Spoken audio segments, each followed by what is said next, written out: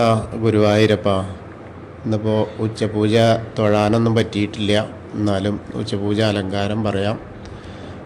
ഞാൻ ഇന്നലെ ഒരു ആക്സിഡൻറ്റ് പറ്റി. അപ്പോൾ കയ്യിന് കുറച്ച് പരിക്കുണ്ട്, എല്ല് പൊട്ടിയിട്ടുണ്ട്, അതുപോലെ മുഖത്തും അങ്ങനെയൊക്കെ പാടായിട്ട് നമ്മുടെ പന്നി വന്നിട്ട് വണ്ടിയുടെ അടിയിൽ പെട്ടതാണ്. അതിൽ ചാടിയത്, അതിൽ തെറിച്ച് പോയതാണ്. അപ്പോൾ എന്തായാലും അങ്ങനെയുള്ളൊരവസ്ഥയാണ്. എല്ലാവരും പ്രാർത്ഥിക്കൂ. ഇന്നത്തെ ഉച്ചപൂജ അലങ്കാരം വന്നിട്ടുള്ളത് ഊഞ്ഞാലാടുന്ന ഉണ്ണിക്കണ്ണനാണ്.